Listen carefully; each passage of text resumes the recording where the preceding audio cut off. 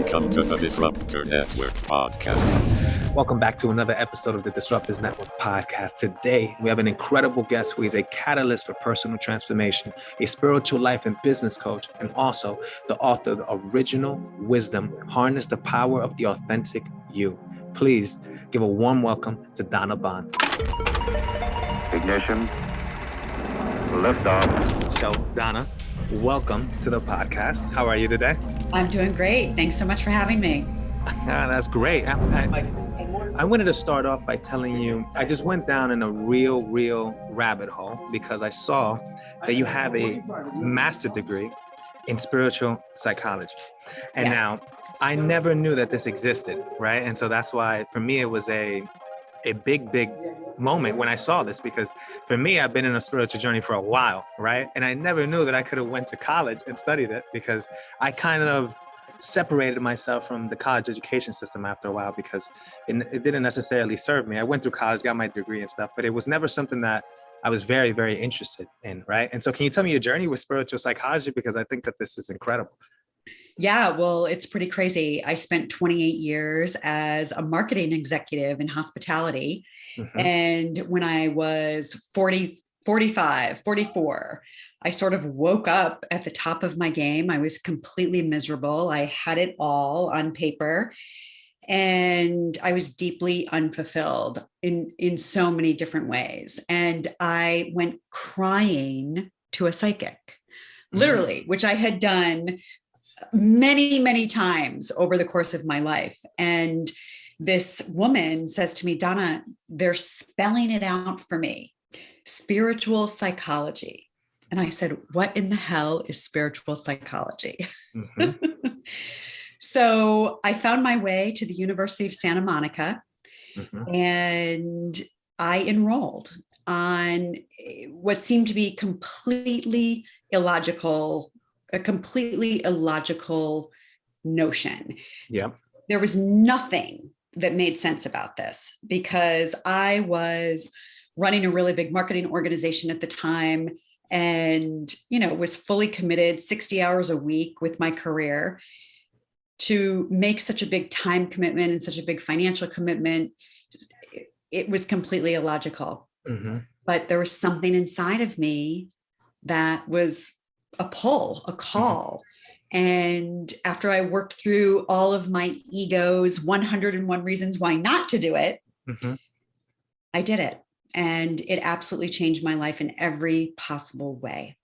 Because the cool thing about a program in spiritual psychology is that you are the subject matter.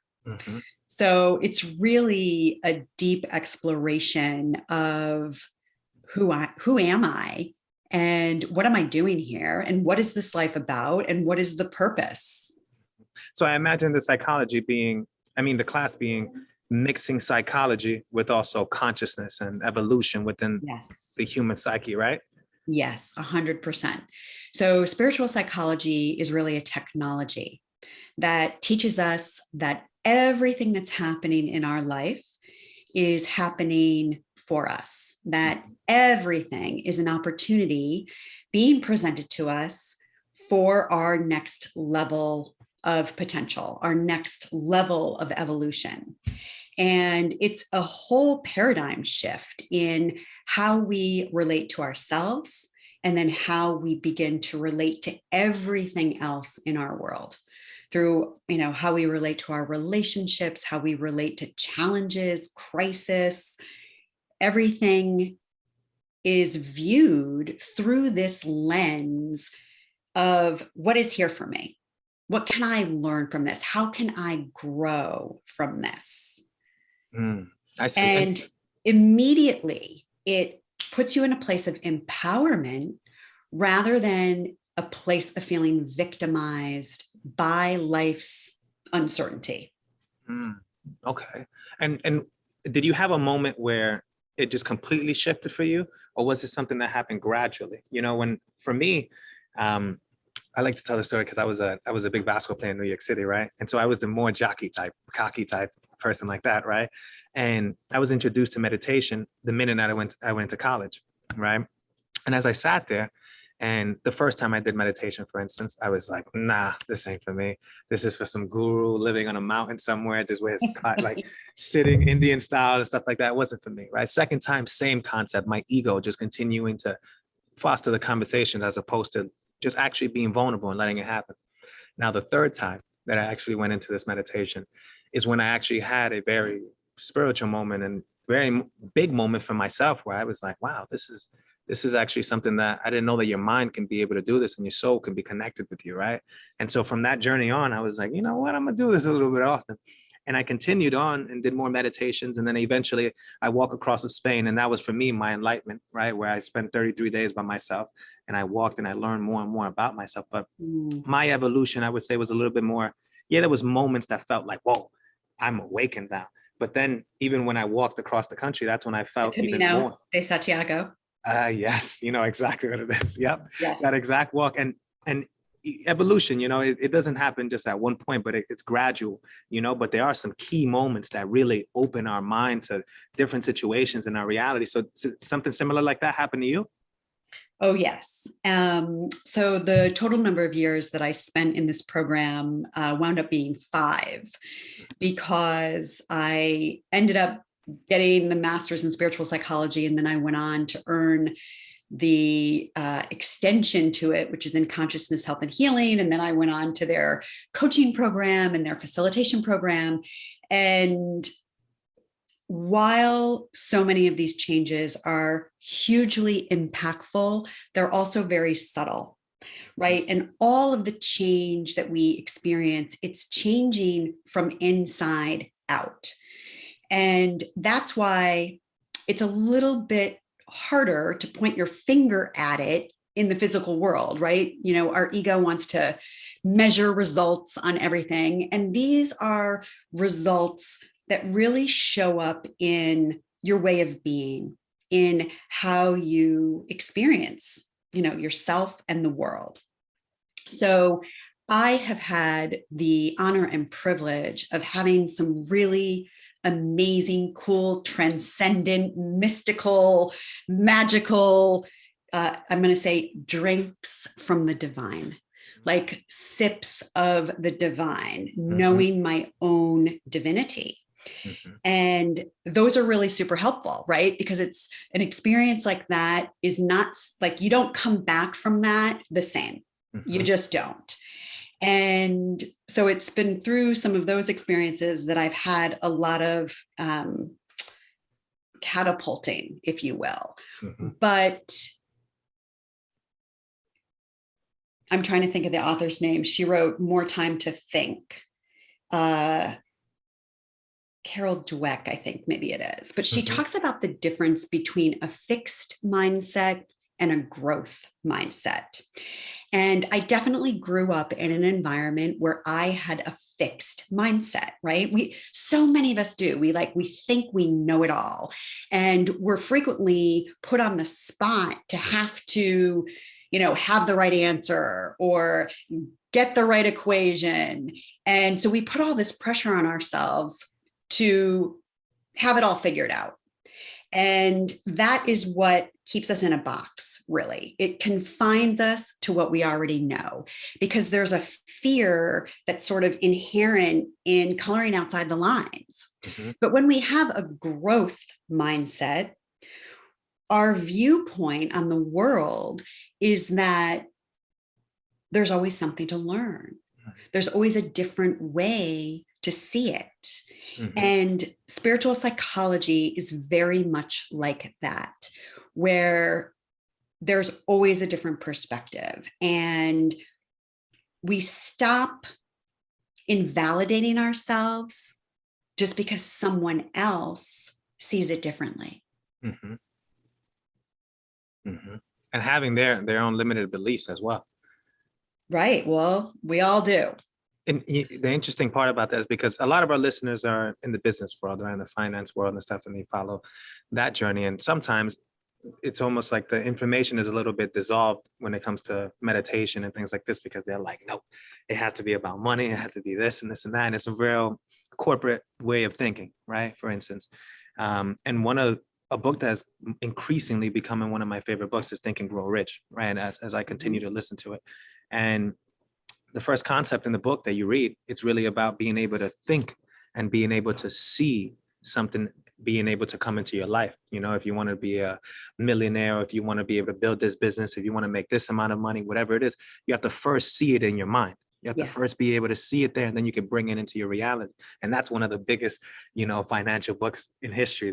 Like a lot of our billionaires, multimillionaires all say that this is their favorite book, right? So, and I think that a lot of the times it gets blurred, where spirituality, I think, is one of those things that if you bring into, it doesn't matter what part of your life and what do you do for your living, right? If you are in the finance world, business world, if you are a real estate agent, mortgage, if you are someone that just works a regular 9 to 5, right? It doesn't really matter if you implement some spirituality into your life, right? Where you can connect yourself and your soul to your goal and what you want to be able to manifest into this world, right? And I saw that you had and I love this, I actually have to read it because I thought that it was incredible, that you are a soul-centered catalyst for personal transformation, where I think that is a beautiful sentence, right? And a beautiful way to intro you, right? And can you talk to us a little bit about that personal transformation that you have gone through, but also that you teach other people to go through? Because we're in that we're all growing every single day, but sometimes we need an extra little push to catapult us, right? Like you said, to that next level. Yeah, absolutely. Well, I want to comment on what you were just sharing about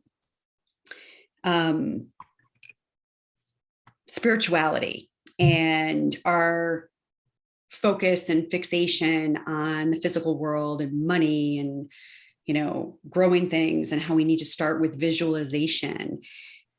My definition of spirituality is it is the relationship that we have to the energetic part of ourself. And we all have an energetic part of ourself. We are energy in motion. And just because we can't see it or touch it or feel it, some of us can sense it, right?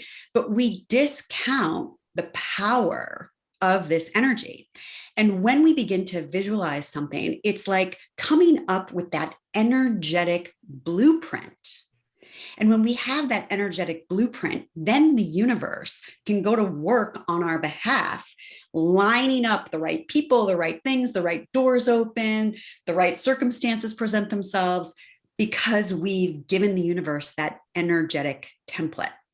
And, I was in the business world for 28 years. I know all about it. And we spend so much time looking in the rearview mirror, right? We want to know all the mistakes that we made so that we don't repeat those. But the downside in that is we're only dealing with what we know. Every single one of us is equipped with this incredible gift called our imagination. Einstein talks all about this, the power of the imagination, visualization, and really architecting in our own minds the way we want it to go, the way we want to experience something. What power in that when we can then match it with an elevated emotion, and we begin to invest our life force energy in the creation of what we do want to experience in our life. And this is really what I teach. This is all about what I teach. And there's this whole great big resignation going on across the world right now. COVID has really invited everybody into this, Ariana Huffington calls it great reevaluation, but I want to call it the great reimagination, because this is how we can make it our own, by using our own powers of creation in our imaginative minds to design, instead of experiencing life by default, to design the life that we would love to live. And so many of us live by default. We spend more time posting crap on Facebook than we do really sitting and considering, what do I want my life to look like? Who do I want to show up as? How do I want to be? What do I want to give? So having some mastery over these universal laws can really help us make choices that put us in alignment with the way the world really works. But we're all out trying to force change in matter, right? And it takes time and it takes energy. And that's why so many of these books like Think and Grow Rich come at it from a completely different perspective. So I was a little bit ahead of the Great Resignation because I voluntarily stepped down from my career in hospitality back in 2013. And it has been one step at a time that I have found my way into a whole new career that I absolutely love, that has given me a deep sense of fulfillment and meaning and purpose in my life that is more sustaining when, the shine of the money wears off, because it does, and it will. And it's interesting because it seems like a lot of people stay in that cycle, right? Where they're, like you said, it's almost like a fixed life where everything has been told to them and how they should live, and this is the way that they should live. But then you see that things like suicide, depression are skyrocketing during these times because people start to realize, or they haven't realized yet, that, it's not necessarily, someone can't tell you how to live, and I just had a very beautiful spiritual time for myself in Dominican Republic. I normally travel somewhere always for my birthday. And I was doing, for my birthday, I always have I have two rituals where I write something, I write a poem or a song for my birthday. And another thing is that I have to do a long meditation. I really just sit there and meditate for a long time and just come back to myself, reevaluate, realign myself and stuff. And one of the things that came up for me, right, as I was enjoying my time there, was that in this world, it seems like there's a lot of people that want to be experts, for instance, right? And they claim that they're experts, and a lot of them want to tell people exactly how they should be living, not necessarily giving them. I believe you could give people blueprints, right? I believe that you can tell someone every day, you got to make sure that you meditate. You got to make sure you get some type of endurance every day. You got to drink a lot of water. These are blueprints, right? That then you build the house, right? Yeah, love it.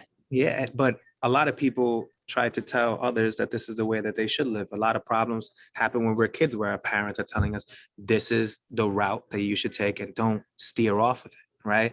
And there is no way that any human being could tell another one how to live, right? And this is because it's impossible. Every single person is going through their own journey that is only for them personally, where they have their own set of traumas, they have their own set of goals, and their own set of things that make them happy. And it causes them to, everybody's trying to find their way in this prism, right, that they put themselves in, because they say that this is how I should be, as opposed to taking that risk, which it's a humongous risk always, but trying to find it for yourself. But that's where happiness lies. At the end of the day, that's when you can actually be able to be the most and the best version of yourself. And it seems like a lot of us are stuck in that cycle, and stuck in that instead of being in all the best books on this planet, which I'm very curious of what's your favorite book, because mine is The Alchemist, right? And so for me, I'm an alchemist for sure. I'm Santiago in that book, and I continue to walk in this life and learn more and never think that I'm an expert, because I'm not. I'm really just learning more and more about myself every single day, and that's the only thing I could teach, is what I've learned and my pain, and I could teach from my pain, but not what my pain was, right? For instance. Right. Yeah. And so what is your favorite book? Oh my gosh. If you saw my office, you would see there's like hundreds and hundreds and hundreds of books here. Mm-hmm. The most impactful book that I ever read was The Seat of the Soul by Gary Zukav. It was 1989. I was on an airplane. And as I was reading the words in this book, my head was exploding. My heart was exploding, because what I was engaging with was something that I knew deep inside of myself, and nothing that I had ever encountered before, right? This is 1989. I was a young woman. And I was coming out of my seat in this plane because someone had written down like what I only knew to be true in my soul. And that made such a lasting impression on me. And Gary Zukav really opened the door for me when I was, in my early 20s to spirituality and metaphysics. And this has always been my love. And the whole time that I was in the corporate arena, really following what I thought I should do, right? According to my teachers and my parents and my culture and my society and blah, blah, blah, blah, blah, all those influences that we have. I had sort of this spiritual love locked in the closet. So I published my first book last year, Original Wisdom, Harness the Power of the Authentic You. And that was really my intention for my book. And there's an Eckhart Tolle quote right in the beginning of the book that says, "There is no spiritual truth that I can tell you that you don't already know. All I can do is help you remember what you have forgotten." And that's really the intention of my book. And I think what makes it unique is because I am fluent in a lot of different viewpoints, ideas, modalities. The way in which the information is presented is designed to really give you some revelation about yourself and your own life as you work your way through the different chapters of this book. And it really talks about universal law, even though I don't really say that in the book, but it's my story. It's how I broke free of my paradigms, of my fixed thinking, and stepped out of that, courageously taking the risk and finding my way into a whole new career. And, even though we were talking before about the big blueprint, right? We want to have these visualizations about what it is we want to create. That's not really what happened to me. That's not really how I did it. How I did it was one step at a time, one yes at a time. And every time I said yes, and every time I was willing to get out of my comfort zone, the universe would meet me, right? The next step would then present itself. And in our linear thinking, in our ego mind, right, we're so fear-based. We want to have the 25-point plan that's going to give us A to Z, so we know exactly where we're going, how long it's going to take, what's the return on the investment, right? Like we want to have all the info. Hang up the how. Hang up the how, because every time we take a step, the whole landscape changes. But we can't know that unless we first take that step. So we've got it a little bit backwards. We definitely do. We've got it a little bit backwards, and it's like leap in the net will appear. I mean, that is so true. It is so, so, so true. And there are several stories in my book that I talk about in my real life of like what happened when I did resign my position and sort of the bridge that I built for myself as the safety net. But there is a magic elixir, I believe, that is born within us when we're midair. When we make that leap, it's like that is what activates the gifts, the inherent gifts that we have within us that can only be discovered in that way. 100%. And that's one of the things that I like to teach people about vulnerability, right? When every single time you take that leap, you are the most vulnerable you can be. But at that moment, you evolve whether you like it or not. Right. At that moment, you have to, some things start to happen in your life and you're like, wow. And I recently ended up my lease at the spot that I was at. And I was telling one of my best friends, I was like, the beauty of being able to move all the time, right, is that it teaches us the art of letting go, where you learn how I don't really need all this stuff that I had here. You could put some to donation, you could put some in storage and stuff, but you realize that you have to detach from a lot of these things. Sometimes relationships, right, with people that you have around you. Yeah. Sometimes it could be business relationships. It can be a lot of these things. But on that same journey of letting go of a lot of these things that we had that were structured within our life, you start to make these new connections, and you start to find these new things that you're interested in, and you start to create a new version of yourself, and that's why it's beautiful to continue to move, right? That's why I like the metaphor of the alchemist in the book, where he's just always moving, and always moving means always a possibility of growth, always a possibility to see new things and learn new things and continue to evolve in this life. And also, I keep saying Think and Grow Rich because I'm literally also listening to the audiobook as I'm driving these days, right? And in one of the parts, he speaks about he's having a quote from someone else mentioning the growth mindset, where it's just continuously having a growth mindset and always knowing that no matter what decision that you're making, it's always for your growth.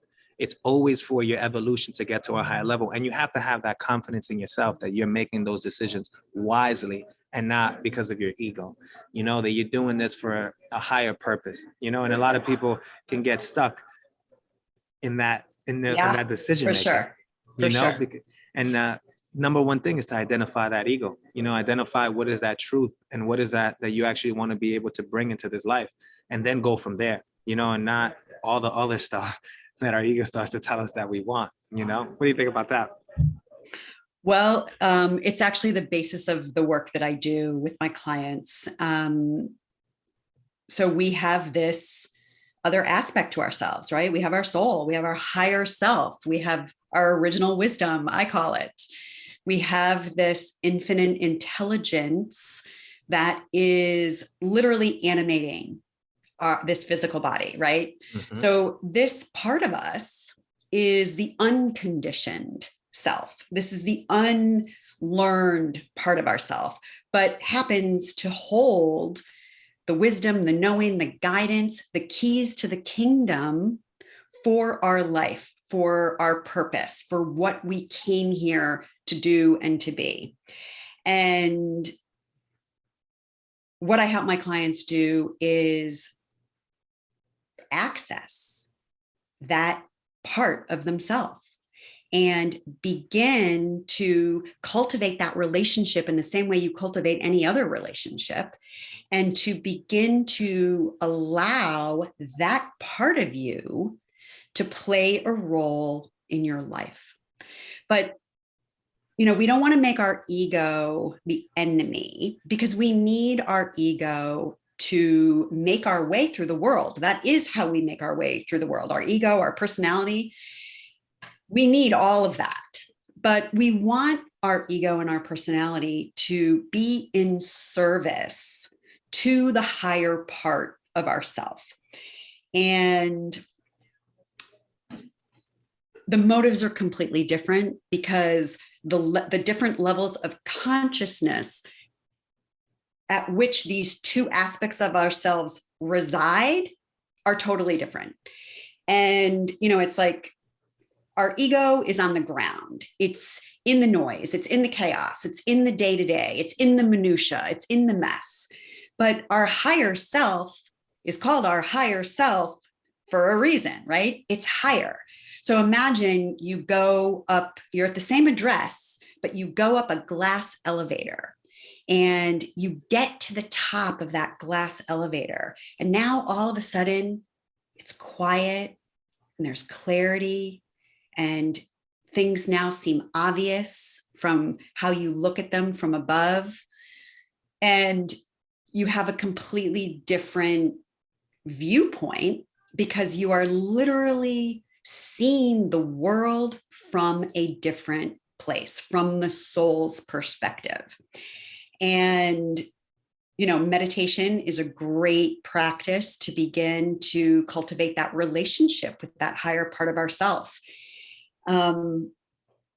We need a lot more of this in our world today. And I happen to believe there is a global mass transformation of consciousness that is taking place on this planet at this time. I think that the vibration is rising, whether we like it or not. And there's really nothing that can stop it. We've hit the tipping point. And Louise Hay says, we can't clean the house if we don't want to look at the dirt. So there's a lot of there's a lot of crap right now. There's a lot of shit happening to get cleaned up, to get looked at. And oftentimes in our humanness, because we are so hard-headed, we need to see what we don't want and experience what we don't want so that we can make choices about what we do want. The power of our higher self, the power of our soul is the energy of love. And when we are seated in that part of our beingness, we see the world through the lens of love. And then it's obvious to see how we all are connected, that we all are a part of this one energy that Einstein said, right? It cannot be created or destroyed. It just reinvents itself in different forms. I am you and you are me. We are one. And that interconnectedness is what continues to help us grow and evolve as human beings together, as a human race. Yeah. And you were touching on, sometimes we don't want to look at the dirt, right? And sometimes we don't want to deal with what's actually wrong with us as individuals, but also on a human race level and what we're doing to the planet in other forms, right? What do you have as some tips, let's just say, for someone that is individually trying to grow their self spiritually, consciously? They want to be able to take themselves to a higher level. What do you suggest for someone like that right now is just stuck and they can see over the horizon that there's something else and they want to get there? What do you suggest? To be really gentle with yourself. We are so hard on ourselves, and we push, we force, we beat the shit out of ourselves. We are so critical and unruly and relentless with how we treat ourselves. And how we treat ourselves is really the center point for how we then go on to treat each other and treat the world. So all of this work, the business of transformation, it really happens from the inside out. Everybody wants to fix it out here and change it out here, and that's not where it's going to get fixed and changed. It's got to start within. So the one simple thing that we can do is to be more loving with ourselves, to be kinder to ourselves, to play on our own team. And I don't mean that in a selfish way or in a narcissistic way. I mean that in a way of holding our humanness with reverence for this epic adventure that we are all on, and the difficulty that we all face, every single person on this planet, every single day, no matter how much money you have or don't have, no matter what you've been through or haven't been through. Being human is not easy. It's not easy. And if we could demonstrate more compassion, understanding, and acceptance with ourselves, then we can begin to do that for each other. That is beautiful. And you said that, can you say your book one more time, the book name? Because I definitely want our listeners to go and read the book. And also tell us exactly where people can find you, if your Instagram, on YouTube, or your website as well. Yeah, thank you. Well, my book is called Original Wisdom, Harness the Power of the Authentic You. And you can find it on Amazon and Barnes & Noble and, wherever you buy books, it's available. Beautiful. And you can find me on donnabond.com. My Insta handle is Donna Bond Coach. And yeah. Well, Donna, thank you so much for being a part of the podcast today. I think that this was a beautiful conversation. And for me, it was incredible because not a lot of times I get to have the spiritual conversation with a lot of our guests. And it's something that this is what I love to do. And it's a lot of us have to live in duality. Sometimes it's the business and then the spirituality. And me, I'm trying to be what I call myself as an industrial hippie, where I'm the guy that does the meditations and teaches meditations, but also in the business world, trying to help people get to that space where they can also be able to reach a higher level of themselves, but continuing to succeed in life and stuff. So thank you so much for me as well, for helping me out and continuing to have this conversation. And thank you. And I hope that your journey continues to be so beautiful. I'm going to pick up your book as well because I definitely want to read it now. And are you based in California? Yeah, Southern California, about Southern an hour California? south of LA. Okay, so next time I'm in California, I'll definitely make sure that I hit you up then. Yeah, well, I loved our conversation. It was beautiful speaking with you. And thank you so much for having me on the show. You got it. Have a good one. Talk to you soon. I hope you guys enjoyed this episode with Donna Bond. If you're looking for more content, make sure you subscribe to our YouTube channel, you follow us on all our social media channels, and that you're listening on all of the streaming platforms. I'll see you guys next time.